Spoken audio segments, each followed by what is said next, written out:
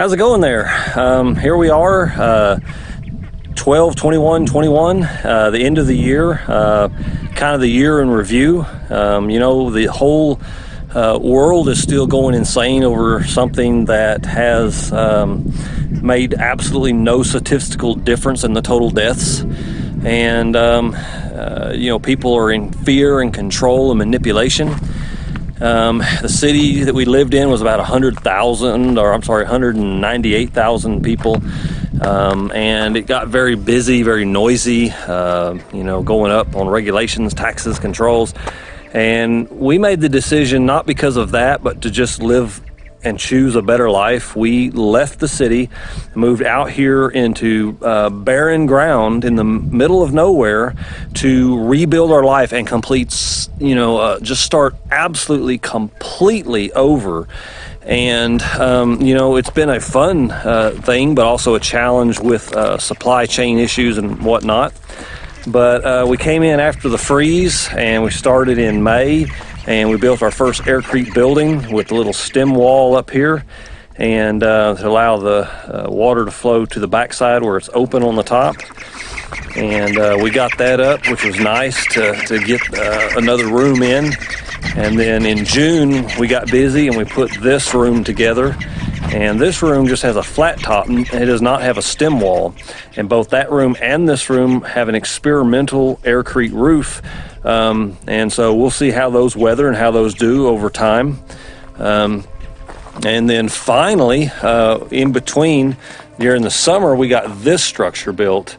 And this was really a pretty big deal because, to have storage out here in the middle of nowhere has been a real challenge. And so now we got shelves and storage, and that was just a really big game changer. Maybe storage should be one of the first things that happened. We do have heat and air in here. We've got an ice machine and a washer because, believe it or not, off-grid, washing in a 5-gallon bucket, we cannot wash the clothes for a family of 4 and use less water than this front-load high-efficiency washer does. So, that's a pretty big deal. And it also takes the work off of us. Who wants to hand wash clothes all the time anyway? And then in October, we built the students built a AirCrete room that is our guest room that we're going to make available for people to rent and come stay. Anytime they want to experience staying in AirCrete. And this room, it turned out really nice.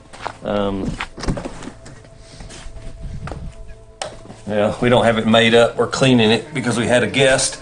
Also have heat and air, mini fridge, coffee bar, comforts of home, a little table and chairs, and a wardrobe back here in the corner. So really happy that turned out so nice. And it's a very comfortable, very nice room and situation to be in. And now we've started this structure. Given priorities and the time left for the workshop, this may or may not get done before the April workshop. I'm hoping we can, because then we'll have another guest room to share. And of course, we didn't come out here and start this really all this year. We did build this water catchment beforehand, and then left for a year. And when the rain came, it filled up the water tank, which gave us the water that we needed to build and construct and make all this AirCrete, because it takes about 500-ish gallons of water to build one of these by the time you mix up the AirCrete and you clean up your tools and whatnot. So it's somewhat water intensive. And we've built a 6,000-gallon Ferro cement tank. We got to put the top on and get it plumbed in. That will allow us to catch and save all of the rain that falls on this property. And that's a really big deal because we don't actually technically have an aquifer here at all. And that puts us in a situation where all the water has to come from the sky. And that happens usually in July or August. There's only 1 month of rain out of the year, and it's only, 8 to 12 inches. All right, and here we have dug 2 ponds, and each pond holds somewhere in the neighborhood of 28 to 30,000 gallons of water. We have the liners to put in these, and we're going to put shade balls on top to seal off the evaporation, as well as insulate the water a little bit and protect it from the dry air so we don't lose it to evaporation. We have another pond across the road there, and it gets water off the hills back there, and if we can get a big liner put in there, that'll hold about another 60,000 gallons, and that's going to put us in the neighborhood of 100,000 gallons of water. And we have to pump it all the way up to the other part of the property, about a quarter mile away, in order to use that water. But this water is going to be the water that runs our tree planting and our greenhouses. And so once this water is established, we're going to be able to begin to put in a desert food forest. And I'm really looking forward to getting into the permaculture and getting our food trees started, as well as having some fresh vegetables again, because eating from the store just sucks. So yeah, that's where we're going with this. And this whole corner of the property, basically there's a slope on the land, so just off of our land alone, it runs down into the road and forms almost a creek with just a half an inch of rain, a pretty quick moving stream of water that washes the road out on most rains. And so we know we're going to have more than enough water. We're going to put a berm in through here before it gets to the road, and that'll capture all the water coming off the land and direct it down into the ponds. And that's been amazing to see, that when we look at the land, just how much is possible out here and how we have way more than enough water. We got patches of grass, and various patches are like little oases of growth out here. So probably this next year I'm gonna be planting amaranth and millet. I may even try some Hopi corn and stuff, and just put some broad acreage crops out here right after the rain season. Because we have a long enough growing season. I'm pretty sure that even if we plant in July, that it's going to be able to make before the first freeze, which is, typically in January. So I'm really excited to have an opportunity to have studied the land and see all the ways that it can become productive. It's going to have to be very water efficient, and right now we're in the process of working on our greenhouse / shade house. We've welded up a steel structure, which was more expensive than it should have been, with material costs going up. It is what it is, and we probably will not be doing it that way again, just because it's so expensive. And we just finished digging in a pond that's 3 feet deep. This will be the heart of this greenhouse. This will be where the ducks who will live in the greenhouse will come and manure, add nitrogen and fertility to the water. And then we're going to have all our grow beds throughout this area, throughout the whole structure, with a few small paths. And it's going to be a hybrid duckaponic, aquaponic system, providing a flood and drain layer of gravel on the bottom that'll help that move air in, and then to have organic, rich compost soil in those beds, so that we have the most nutrient dense food we possibly can, to make a strong mind, a strong body. And now we're starting to pour the beds. We're using poured earth, and the poured earth is a very interesting material, because we're able to just literally pour the earth in there, and it makes a pretty substantial block. And I really wanted to do dug-in beds because of the heat in the summer out here, but that's probably not going to happen, just because of how hard it's getting as we're digging that hole deeper and deeper. I would swear the clay has started to crystallize and turn to rock almost, and so we have used that breaker bar until we have blisters on our hands. So we're probably just going to do beds on top of the ground this time, and that'll actually work out good, because it'll kind of sort of keep the ducks out of the beds. And we'll probably have to put partitions up in order to keep the ducks out while the plants are young, but they'll be free to kind of browse on the vegetation a little bit. And that is an 800 square foot greenhouse, which is the minimum amount of space that it takes to grow all of the food for one person. And I'm not talking, you know, like, hey, I got a little bed in front of my house and it provides vegetables for my whole family, and then you find out, oh, actually it just provides a plus salad every now and then. We're talking about providing all 100% of the subsistence diet, and it'll be done in a grow biointensive style of planting and using nursery flats, where plants spend most of their time in the nursery flats and only get planted out into the active growing area for that last month or month and a half of their life, so that they can mature and fruit. And you know, it's it is something that takes some practice, but you just can't exist with less than 800 square feet of garden per person. So for our family, we've got to build 3 more of these, and like I said, they're not going to be the same thing as they were before. We're probably going to make round structures to withstand the wind better. We're probably going to put in posts and then just wrap it with a cattle panel or something in a giant round circular greenhouse. And I found that pallet wrap actually makes a really cheap exterior for greenhouse, and it stands up to a growing season fine, and it's crazy cheap.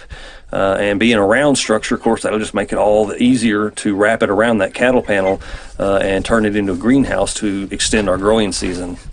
We have our solar panels up, a few of them anyway.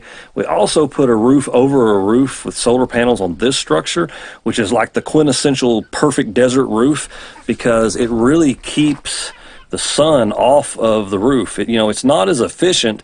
During the summer, of course, our sun's almost straight up or even a little past straight up. And so this works really good in the summer and not so good in the winter. But it really made this structure much more efficient because it does not absorb all that sunlight and have all of that heat into the building, and so it stays completely comfortable pretty well year round. I mean, with the big inverter in here running, there's enough heat in here that this has stayed warm down to very comfortable even when it's freezing outside. So pretty happy with that. We're going to be extending this. This is going to be a solar porch that's going to run the full length of the entire structures on this side, and it'll power the entire complex. So having started over completely from scratch without even really a reserve of money, and with the supply chain issues, this has been a interesting year. But while everyone else has been in fear and panic and worrying about what government's going to do to save them and bring salvation, we've just been building a life, and we're mostly have been unaffected by all the stupidity and regulations and face diapers and muzzling and silencing and shaming and controlling and threats and wars and all of this garbage that has been going on, war, famine, pestilence over and over and over and over and over and over endlessly, in a country where we're supposedly the good guys, and yet we've been at war nonstop. These are the ducks. These are golden 300 hybrid layers, and what's neat about them is I've tried every chicken breed that I could ever get, even Australian breeds, and nothing has ever laid more eggs than these ducks. But the trick is you have to have a specific diet to not overfeed them, and so there's so many grams per duck per day, and when you feed them properly and they don't get fat around their organs, they become an egg laying machine. The last time we had these, we had an egg almost every single day for 3 years out of them before they slowed down, and that was amazing. They lay more eggs per year than chickens do. So looking forward to getting these guys grown up. By the time the days are getting longer and spring's here and the greenhouse is ready, they'll be going into production. So, all in all, it's been a really beautiful year this year, and our life has gotten substantially better. We've been completely at peace. and we have really, above all, been enjoying the students who have been coming out for the Terlingua School of Alternative Building, where we're teaching how to make AirCrete and foam machines and how to build these houses, wire them up, put in the electrical design, the solar system, the air conditioning, worm composting, flush toilets, all of the usual stuff that you need to make not just a structure, but to make something that's absolutely livable and comfortable and beautiful. Material cost has been high this year. We had to have these beams brought in from a mill in New Mexico, like the only place in the country that even had those beams for a while. But we got them up, and even with the higher prices, it's worked out that these little structures are coming in completely finished at about $40 a square foot. That's with the air conditioning and their portion of the solar system. And so that's really not too bad. It's a lot higher than it used to be. When we first started this, you could easily build for $9 a square foot. But, material has gone up, prices have gone up, and yet still we're living out here rent-free. We have no bills to speak of. We're living on under $400 a month, and that's something that it's just not even a challenge. You can come up with $400 selling ebooks or almost anything. We could pick these chaparral leaves and make tinctures and sell it for probably $1,200 a month, no problem. And so yeah, it's been an experience starting completely over, and it's been challenging sometimes to stay at it and not be hard on myself because of the what I feel like is taking too long. But really, you see the progress that has been made in a year, and yes, it's true that we have had workshop students coming out and helping, but you could stay with it and put one of these structures together once you get used to the work and you stay consistent. If you put in 4 hours a day, you can put up the shell of one of these in 2 weeks tops, and you can finish it out in another 2 weeks and be ready to live in it. And so you got a month in, and if you double that and say, hey, it takes 2 months, well, gosh, you can camp out in a tent for 2 months and then have a better life, because the freedom we're experiencing, there just isn't words for. And the people that have been coming out are just amazing. They're like-minded. They help you realize that you're not just the only person in the world that sees the craziness and the stupidity and the control of the Great Reset, as the existing power structures strive to maintain their chokehold of control over everybody at a time when we're going decentralized and we have access to potentially our own currency. And so, this has been a great experience that's been making our life much better. Whether the world ever becomes normal or not is irrelevant. We're building and we're doing everything to make our lives beautiful now. So if this is something that interests you, you can click the links below in the descriptions. We have, the room for rental if you want to come out near the Big Bend National Park in Texas and stay and live in AirCrete. You can also rent it during the workshops. The workshops are available. Man, you're invited. Come on out and learn a set of skills that applies to any kind of building and gain that confidence and know that you can do it because you've done it. And then we also have the workshop, the video course that shows you how to. We got 2 courses, one for making domes, and the other one is like a complete package doing the wiring, plumbing, foundation. Everything is in that video course, and that is really a very comprehensive course, and we're adding to it all the time. And then, of course, if you can't afford anything, at the end of most of my videos now, I'm starting to add a playlist that goes through a series of videos that show you how to make AirCrete and make blocks and build with AirCrete, the entire system. So we have that full spectrum. You can help yourself and learn for free. You can see the video course and also gain some consultation support to assist you with questions. And then you can come out to the workshops where you get to design not just the AirCrete portion, but, you know, solar, electrical, everything to make a fully functional off-grid house, which of course, if you're not off-grid, then okay, you drop the solar cells and the rest still applies to building a functional structure and house.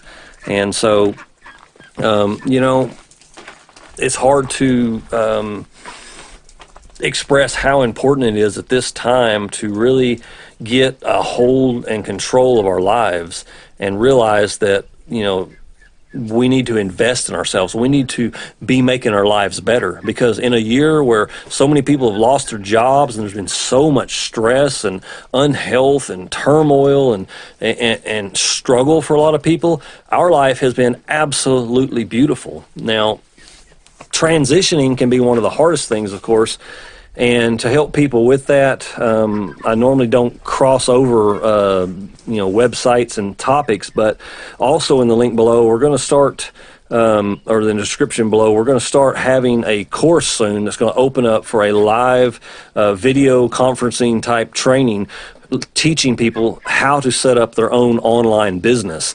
And of course, we're not going to stop there. We're going to take it into how to manifest a business, how to get your vibration right, to get rid of your stuck emotions and limiting beliefs and the programs that society has been killing us with, to set all of that aside and to allow an abundance to flow to us. And that's so substantially different than, you know, using neuro-linguistic programming and manipulating people's emotions to try to get them to buy into what you're selling, or to, you know, basically trick and deceive people. Instead, we literally get ourselves right and we grow as individuals.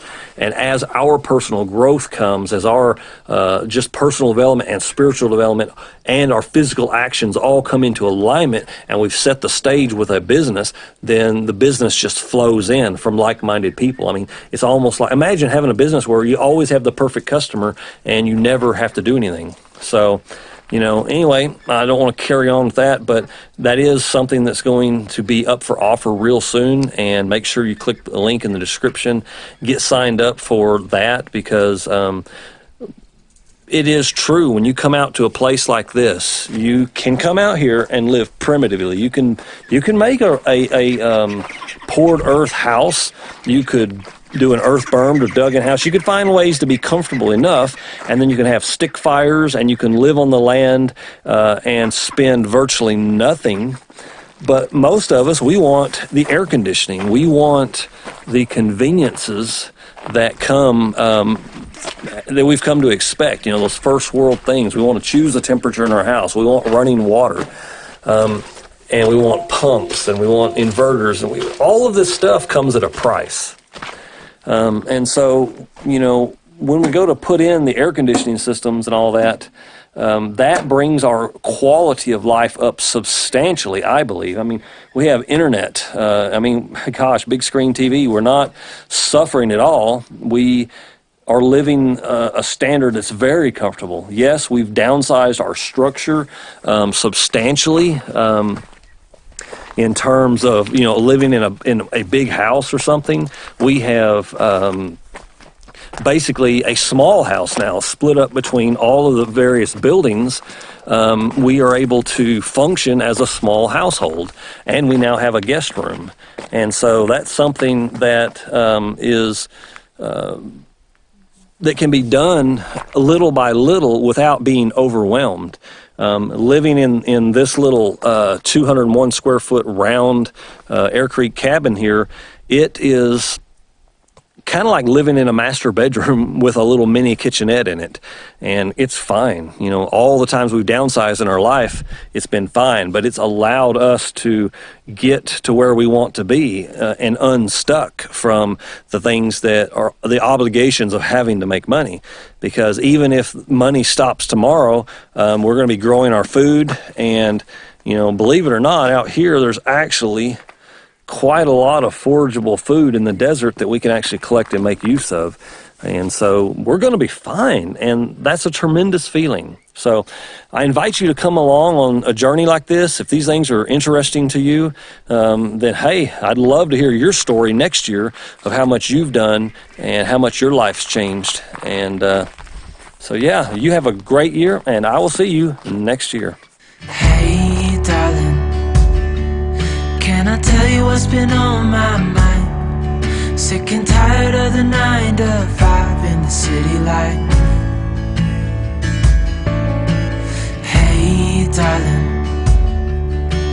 we could get out of town, see the beautiful world around.